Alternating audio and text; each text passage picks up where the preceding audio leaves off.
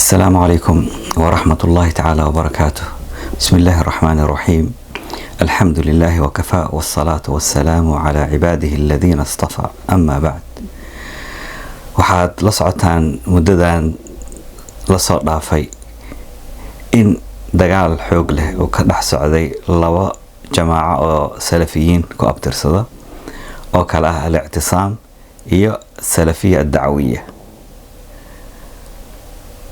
marka aniga kishki ahaan markuu dagaalkaas bilowday waxa igu soo dhacday fikradii oo oran jiray filosofkii Talyaaniga ahaa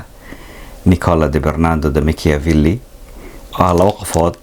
oo cadowgaaga ah haday isdagaalaan waa la isku daawadaa oo lama dhaxgalo waa cidii laga adkaadaba qayb cadowgaaga kamid ah jabtay. laakiin damiirkayga diiniga ah uu celin waayay waxaanu arkay in dulmi hadduu meel ka dhaco cidii doontaba ha ahaatee in laga aamuso inaysan banaaneen. واتقوا فتنة لا تصيبن الذين ظلموا منكم خاصة. كبقى فتنة أيسن كل عين كلي كوي دلمي سمي إلهنا قلنا أمري عدالة إن كشقينا ولا يجرمنكم شنآن قوم على أن لا تعدلوا اعدلوا. قال يا أدنى عيب وقبتان درادة عدالة إن تكلحتان معها عدالة دي سماية marka anigo waxay ugu adkaatay ii muuqato meesha dulmi inuu jiro haddana inaan iska indha tiro aan ka aamuso. marka waxaan jeclaystay maanta inaan xogaa yar arrimahaas aan ka hadlo aragtideeda shakhsi ahaan say ila tahay. general ahaan labada koox wax ma ka dhaxeeya oo xiriir ah waxna ma kala duwan yihiin. علميا formal logic وحكوا هذا أو حيوها علاقات بين الأشياء أربعة أفرع حيوادات أشياء كوضع الحين كرا تطابق الناس وافقسيهم بقول كي وبقول أو تباين أمانة آدي لو جيس كلا جوعنا كلا فوقيهن أو ترادف أمانة جيدة أو مد كلا سيك حينيسه أو يجتمعان في شيء ويفترقان في شيء. أما هل مالنا كوضع كل مكران مالنا كل تيجي كران. marka cilaaqada ka dhaxayso i'tisaam iyo salafiyya ad-dacwiyya maxay tahay? cilaaqada ka dhaxayso tan ugu dambayso ay samacaan fi shay oo iftarqaan fi shay. meel qaarna ka wada kulmaan meel qaarna inay kala duwan yihiin. waxay ku kulmaan inay isla wada yihiin taymiyiin madhabta i'tiqaad ahaan aqeeda ahaan inay ku wada abtirsadaan ibn Taymiyyah madhabtiisa iyaga u bixiyaan سلفية دنكاس واسكو ذا ليهن الله وضع قلبه وما عرفتي وسلفيين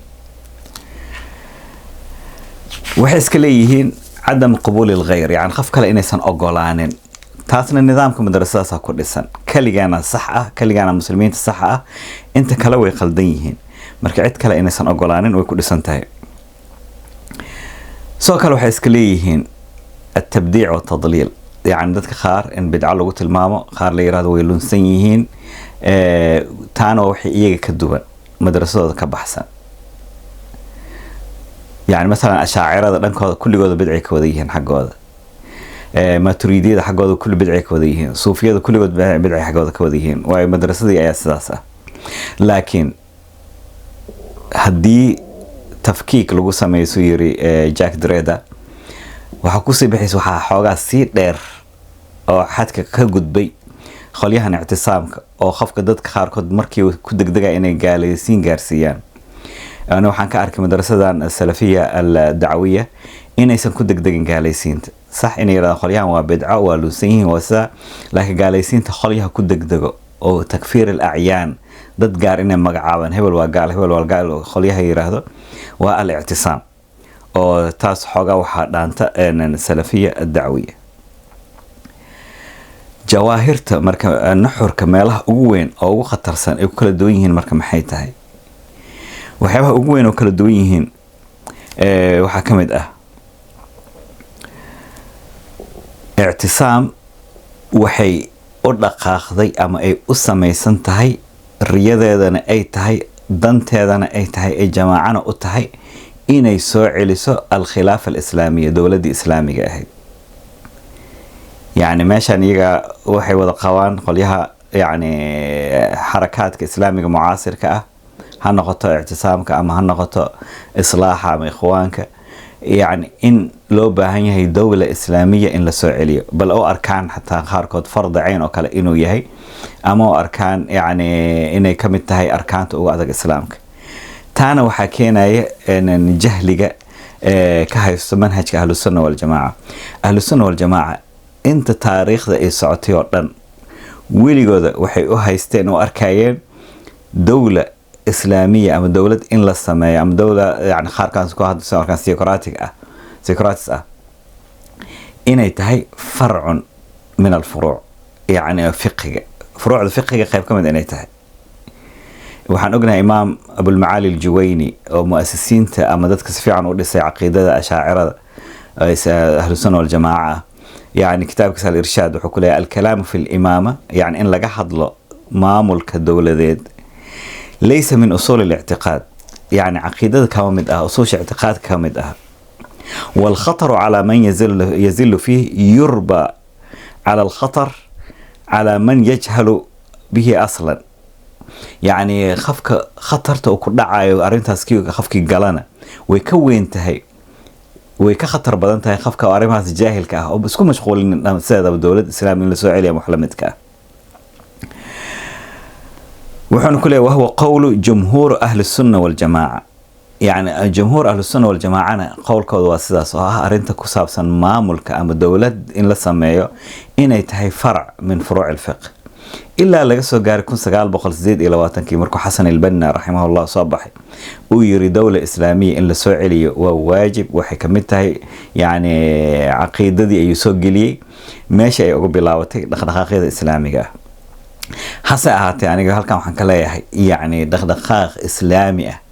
ee u dhaqaaqay dawlad in la soo celiyo waa kuwa ugu khatarsan kuwa xambaarsan fikirka salafiga ah waayo haddii ikhwaanka ay masalan ay qabtaan ama islaaxa way furan yihiin laabtooda u furan tahay salafi ashcariba inay wada noolaadaan laakiin salafiga wuxuu ictiqaadsan yahay maadaama keligii aan muslim ahay awoodiina aan helay ciddii ikhilaafsan oo dhan hadduu gaal yahayna waa murtad waa in la dilaa hadduu mubtadic yahayna ashaacirada hadday noqoto ama suufiyada hadday noqoto bidcadaas ay ku jiraan waa in laga waaniyaa hadday ka toobad keeni waayeen waa in la dilaa marka salafi oo maamul ku qabtay yani maxaad ka sugaysaa waa dhibaato marka laakiin waxa jawharka kala duwan yihiin taas ugu weyn waa taas oo ah ictisaamka iyaga waxay u dhisan yihiin oo meel walba Soomaaliya ha noqoto gobol walba ha noqoto ay madax ugu leeyihiin imaamul waa dawlad hooseed dhisan oo dhisan dawladii inay la wareegto imaamulka qabsato ha noqoto hab inqilaab ah ama hab jihaadi ah ama say doonto ha noqoto marka iyaga shabaabka waxay ugu soo sokeeyaan shabaabka dagaal way ku jiraan qoliyaan waxay leeyihiin dagaalka ay ku jiraan waqtigiisa munaasib ahayn laakiin dagaalkaas in la galo waa wax laazim ah laakiin qolyahan kale walaalahan kale salafiya dacwiya iyaga taas ma qabaan salafiya dacwiya isku mashquuliyaan arimaha ku saabsan maamulka iyo siyaasadda ma qabaan waxay leeyihiin yani in arimahaas anaga hadafkeen ugu weyn waxa weeyaan dacwadan diinta salafiga inaan faafino dadkii diinta aan barno وهي حالة واحد في عام ويانتاس أنا كيش قاعد نباتكم مخو سلفية دعوية واي هديس مامل أيسن ربنا خبتان ماشي مركو حكى دلتي سلفية دعوية وحي اعتقاد سيهين مدح ذا عالم كإسلامي ما مشو إذا لنا مسلمين يهين ومسلمين أنا الله باهن يهي إن لوه قان سنة هذا لا أطيع ماملك وأرن أدو في عن maamulka in la ateeco in loo اعتقادنا مسلمين yihiin meesha waxa ku hakaanaysa ama ku istaagay dhiig bax ama dhiig daadinta sida culimadu ay oran jireen taariikhda islaamiga dhiiga ugu badan ee ku daatay waa dhiiga ku saabsan maamulka waa adduunyo marka hadda labadan qolo dagaal ka dhaxay dagaal diin ma aha laakiin waa dagaal adduunyo ah isku dagaalayaan marka qolyahan salafiya dacwiya iyaga waxay leeyihiin maamulka dad inta wax yani anaga shaqadeena ma aha maamul inaan raadsano uma samaysni ama urur nidaamsan oo nidaam leh oo loo hoggaansan yahay oo madax wax la manihin waayo uma samaysni inaan soo celino anaga dawla islaamiya madaxdeennana waa dad muslimiin ah anagana waxa waajib nagu ah inaan ateecno maamulkeeni maxaa ka fiican waa fikrad aad u fiican qolyahan kale laakiin ictisaam waxay leeyihiin qaraarati nafsiyan gudahooda xaqiiqada ictiqaasiyan maamulka caalamka islaamiga maamulo waa dad duqaad ah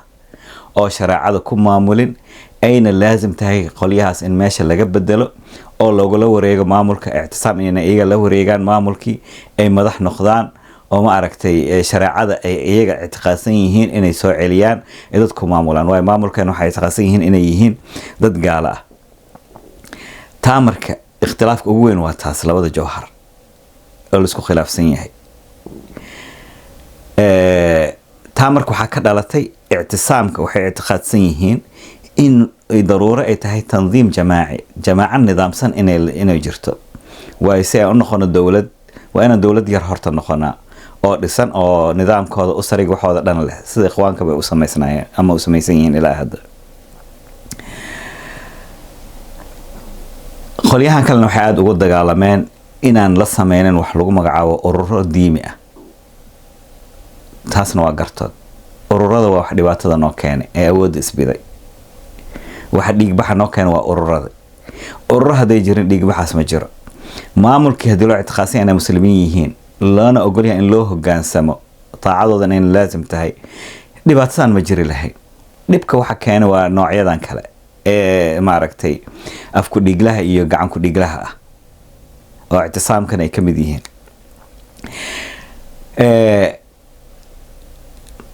taa marka waxaa ka dhashay soo kale dagaaladii hore ee Soomaaliya loo galay ama dagaalada hadda socdaba inay laba ra'yi ay kala wataan ictisaamna waxay leedahay dagaaladii aan galnay wuxuu ahaa xarbi diini ah jihaad ayuu ahaa dagaalada hadda lagu jirana waa jihaad laakiin waqtigii aan galnay waqtigeeda hadda lagu jiraba munaasab ma ahayn kuma habbooneen qolyahan kalena salafiya dacwiya aan ugu tahniyadeynaya aan ugu mahad celinaya inay mar walba si public ahaan ay yiraahdaan arintaas fitna ayay ahayd dagaaladana waa fitno wixii khalad dhankeena ka dhacayna waa ka toobadkeena ictisaam oo adinkana ka toobadkeena anagana ma kama toobadkeenayno waa maqlaysan umul hadaladiisa oo ilaa hadda waa ictiqaadsanahay dagaaladii qolyihii maxaakimta kuwii kale ay la dagaalamay inuu jihaad yahay uu ku gaboobay umul qolyahan waxay leeyihiin maya يعني أرنتاس waxay ahayd fitno oo waxa loo baahan yahay in ma aragtay laga toobad keeno waxa ugu weyn taas ka mid isku dagaalsan yihiin saadaraadad marka waxa arkay salafiya dacwiya culays kama saarto xisbiyada siyaasadeed ay jirtay waxyaabahaas oo isku ma dhibaan taasna wax waa arin aad u fiican doorkood inay noqoto kaliya tarbiyada naas dadka in wax la baro diintii aqeedada iyaga u ictiqaadsan yihiin inay ka saxaan in maamulkii loo hoggaansamo la ateeco taas haddii niyad wanaag loo fiiriyo dhibaato laguma qabo ha yiraahdaan suufiyadu waa bidca suufiyadan ha isdifaacaan hadal ayaa lagu jawaabaa cilmi ayaa lagu jawaabaa laakiin qolyahan kaleete waa qolyo hubaysan ee haddii awood ay helaan weerar ay soo qaadayaan oo ma aragtay ay qabanayaan maamulkii ilaahana ka magan galnay yani dad noocaas oo kale ayaa raba dadkii inay maamulaan haddana cadaalad maxay ka shaqeeyaan haddaba daalimiin yihiin waayo dulmiga soo ku bilowday arinta ku dhacday waxaan ognahay ictisaamka sanad walba waxay sameyn jireen mu'tamar islaami ah ka sameyn jireen Kenya iyo meelo badan bay ka sameyn jireen sheekhooda ugu weyn marka umal yani waxa dhibtay in uu arko awood kale wax sameyn karta wadaadkaasna sidiisaba waa nin horta psychopath ah ninku oranaya aniga caashaq ma aqaan mana isoo marin isagoo aroos joogo oo dhowr xaasna leh caashaq ma aqaan mana isoo marin aniga caashaq ma aqaano caashaqna ima gelin inuu psychopath yahay ma diidaysin qofka aan damiirka lahayn noocaas oo kale ah haddana uu meelkan xaasaskiisana dareenkooda ku dhaawacayo dadka arooskana ku dhaawacay xafladii haddana meel kale wuxuu ku leeyahay aniga xaasasna waan leeyahay caruur kale hooyo ana waan leeyahay waxaana u malaynaa caruurteyda tiradooda inay tahay ilaa 18 xataa tirada caruurtiisa ma oga laakiin ilaahay fadligii caruur waxoogaa aan leeyahay xaasasna waan leeyahay caruur kale hooyooyinana waan leeyahay alxamdulilah marka tiradooda hadda waxaan malaynayaa ilaa caruurtaydu ilaa 18 meelahaas ay gaadhayaan masha allah ihmaalkaas ahay nin aan jecel reerkiisa u qabin caruurtiisana aan ogeyn Umar ibn Khattab wuxuu oran jiray haddii aan ehelkaaga u naxariisanaynin see ummadda ugu naxariisanaysa ninaan marka jecelna aanan qabin tirada ubadkiisana aan ogeyn ayaa maanta raba madaxweyne inuu noqdo kursiga soo fadhiisto la qadar allah maalintu maamul qabsadana waxaa dhacaysa idal wuxuusha xusharad wixii dugaag diimeed oo dhan godkeena ugu soo baxaya dhigi cabka ah naxariis dar arxan dar meesha ka dhacaysa ilaahay uma dhiibo maamul ninkaas marka saasay koobaska oo ah waxa hadana uu ku darsaday magaalo Miniyak junuun al-azama aniga keligay aan jiro isaga isla weyn waxaan ogeyn dhawaan markuu ilaahay u naxariisay qadas Allahu sirra Sheekh Usmaan Xidig u geeriyooday umul waxa dhibtay tiradaas badan malaayiintaas qofood soo baxday oo ka tacsiyeysay ka xumeed geeridii sheekhooda weer adag oo ku qaaday istihzaa ijaz haddana umal waxa aad u dhibtay markuu arkay Sheekh Okaasha iyo dadkay wada xiriireen culimada qaar kamid ah Sheekh Barbaraawi iyo inay Kenya yimaadeen mu'tamar islaami ay ka sameeyeen tii ayaaba dhibtay laabudda markuu inaan weer idinku soo qaado hadaba mu'tamar aad sameeyeen leesh adiga baa sameyn jirtay mu'tamaradaada ma ku soo weerar jireen iyaga waa maya hal mar ay mu'tamar sameysteen oo dad isugu yeereen oo u wacdiyeen miyaa sheekhu ku dhibtay gardarada noocaas oo kala afiiri wuxuu qabaa hadana cilmiga qaybta psychology ku magacaabaan cognitive dishonest order teeda hadda ma qaadanayn waa inaan ku dila ama aniga in noqo ama dagaal naga dhaxay markaas oo bilaabay si isla weyna jees ku jiro ku sii darsaday inuu ku been abuurto yiraahdaan mukhaabaraadka oo gaalada la shaqeeyaan dadkan buhtaan been abuurad الخصومة في الفجور يعني وعلامة المنافق يعني waxyaabo lagu garto sunabiga noo sheegay qafka la wajiilaha ida khaasama fajar markuu cid la dagaalamayo uu ku xad gudba uu ku been abuuranaya Thomas More wuxuu oran jiray ibliis kala sheegay waa qafkan beenaalaha isla weyn ee waxa looga adkaan karaa ceebihiisana dibadda la soo dhigo laguna jeeso marka umul aan naqaano waa qafka taariikhda islaamiga intaan wax akhristo ugu horeeyay u bareeray si bareer ah ku yiri nabi maxamed calayhi afdalu salaatu wa tasliim madaxiisa injir ayaa laga soo saari jiray qamalaka allah ya qummal ilaahay adiga injirha ku bedelo khafliita ilaahay ka dhigo si injirta loo liido kale in lagu liido ilaahay kaso nabi maxamed yaa yiri culimada ma soo saari karo hadalku warwareejinaya culimada aqwaashooda ay dhinac kale u leexinaya yalwuna alsinatahum yani bil kitab litahsabuhu min al kitab laakiin ha soo saar hal caalim isaga ugu horeeyay ee jur'adaas la yimid yiri madaxa nabiga calayhi salaatu wasalaam injir qandhicil wasakh qashin ayaa laga soo saari jiray ilaa haddana isaga la weyn inuu ka toobad keeno khaladkaas uu ka galay khayru khalqillah iyo ummadana dareenkooda ku dhaawacay maxaa ka filanaysaa marka dad kale inuu cudur daarto marka umul isla weynidiisa iyo quruurkiisa ayaa heerkaas gaarsiiyay dameeraan raacno meesha waa camiraan bulshaweentana soo yiri Gustave Le Bon waa awood waalno burburinta ku fiican dagaalku ku fiican bulshaweenta dameeraan raacda soo camiraan waxa isku haysta ummadda inuu isaga haysto iska qoslaa ku jeesjeesaya dadkii kale wadaad kalena waxaan arkaa dhaalimkaas inay ma aragto oo ay xanaayaan wala tarkanu ila alladheena zalamu fatamassakum an-nar وما لكم من دون الله من أولياء ثم لا تنصرون ظلمي أيو سمي ظلمي جس إن لقى آموس معها إن لعليه أهيد لكن إن لقى تاجرنا معها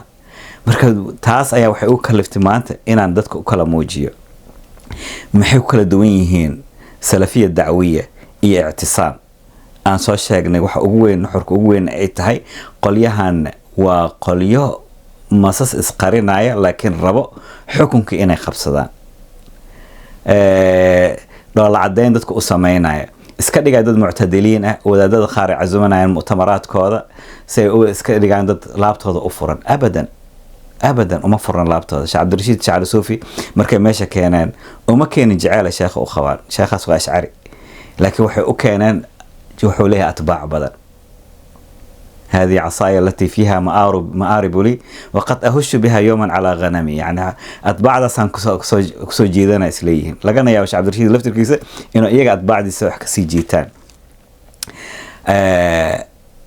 لكن جعل أقوان معها أشاعرة يا صوفيين أبدا. لكن حكتها لو وجي للنمو وأنا أرن خطرة وشبابك بنانك الصادقة سلفية دعوية بنانك الصادقة نظيفا كان هي السياسة وأنا أهجان سنة أنا مامل كاني. لكن قليها مذبذبين بين ذلك الشباب نمذين أن موجين هين جودهنا كاعتقاسين شباب كاعتقاسين وأن شباب وبخايف ولياله تاسو كل دوين يجي ما أركت قليه أن شباب كها مركا تاس أيا وحي وكلفتي إن أن أردتان كهدلو أنا وحسوسنا أمل هي كوح ذي السبب. قول الله تعالى ولا تحسبن الله غافلا عما يعمل الظالمون. هؤلاء ليننا إله إنه إلوسين ظالمين توحي سمينا يعني إنما يؤخرهم ليوم تشخص فيه الأبصار. ما لنت قيامه أيان لو حساب تمدونا وحان هل كان أقول تعزيينا يا ولا لهيجة مسلمين تأه سلفية الدعوية إن أي أصبران داوع السوقاري waxyaabo badan oo udul qaateen dad badan oo ku xad gudbaxta oo ma jawaabaan. Sheekh Okaash kulligood oo ka daaweyn yahay daadis xataa kuma aysan ixtiraamin markuu isku xarakay ahaayeen caalim ayuu ahaa haddana waxay ku dacaydeen waa jaahil diinta wuxuu ka yaqaan mala iyo khalqi habku ilaahay u abuuray xataa aflagaadeynayaan qafki ilaa heerkaas akhlaaq xumidaas yaa ictisaam tarbiyadiina masaasba waa wax cajiib leh. marka inkastoo ay salafiyiin isla yihiin laakiin aniga waxaan qabaa hadalku u yiri John Locke iyo Francois Voltaire oo ay yiraahdeen boqolkiiba boqol waa kala duwanaan karnaa laakiin waxaan diyaar u ahay nafsadeyda inaan u huro si aad xor uga ahaatid ra'yigaaga. anaga boqolkiiba ana wax badan kala duwan haddana waxaan leeyahay waxaan diyaar u inaan idin huro nafsadeyda si aad ra'yigiina aad u gudataan. ummadda Soomaaliyeed haddii aad salafi tahay waxaan kugula talinayaa manhajkaaga ha noqdo manhajka salafiyya dacwiye ka fogo siyaasadda ha raadsanin kursi magac diineed adduunyaha ku raadsanin dacwona ka ahaato iska ilaaliya qolyahan ictisaamka lagu magacaabo waa shar noo qarsoon ee yani u socdo burburkii dowladnimada. waxaa arkaysa hadda مثلا meelaha ay ku badan yihiin salafiyya dacwiye in amaankoodu fiican yahay. Somaliland iyaga ayaa u badan alxamdulillah. haddana meelaha waaweyn oo ku soo badanayaan Muqdisho iyo caasimadaha waaweyn salafiyya dacwiye ku soo badanaysa walxamdulillah rabbil alamin waa ugu batahaniyadayna taas taana way tan ictisaamka gubtay dhibayso laakiin ictisaam qolyahan la yiraahdo waa shar ee hal iska ilaaliyo. taas ayaan Soomaalida ugu talinayaa qaybtaas yarna ayaan jeclaa inaan ku darsado si aan dadku ugu muujiyo dagaalka meesha maanta ka jiro dagaal diini ma aha laakiin waa dagaal adduunyo ah oo magac lagu dagaalamayo labada qolana waxyaabaha ugu weyn taas ay tahay annagana maslaxa waxaan ugu jirto Soomaaliya hadaan nahay salafiyya dacwiye in aan ku garab siino waana la dulmiyay mustaqbalka wadankana labadooda marka la isbarbar dhigo laba daran mid dooro salafiyya dacwiye in la doorto ayaa ila haboon waayo gacmahooda waxay ka nadiif noqdeen inay dhiig dadaadiyaan inay kursi ku raadsadaan madaxda inay muslimiin u arkaan in taacadoodana ay laazim tahay inaysan isku mashquulin xisbiyada u taagan siyaasad iyo kursi inay qabtaan dimuqraadiga wala liberaaliyiinta wala wax isku mashquuliyaan iyaga. ictisaamo haddaa rabtaan maamul xisbi siyaasi noqda laakiin diinta ha ku soo gambanina. xisbi siyaasi ayaan nahay siyaasad noocaasaan wadanaa dhaha laakiin magac diineed ayaan kusoo galbanayna waxaan leenahay sharciga islaamka rabna inaan soo celino cadaalad aan ku maamulo adinka caadiliin ahayn maxaa cadaalad ku maamuleysaan adinka dhaalimiin ah cadaalad la idinka filnay marka maxay tahay adinka jabbaariin ah naxariis la idinka fidanay maxay tahay marka adinka isku laabta isagaajiya 10 intaas ayaan kusoo kawaa jazaakum allah khayran wa barakallahu fiikum wassalamu alaykum wa rahmatullahi ta'ala wa barakatuh.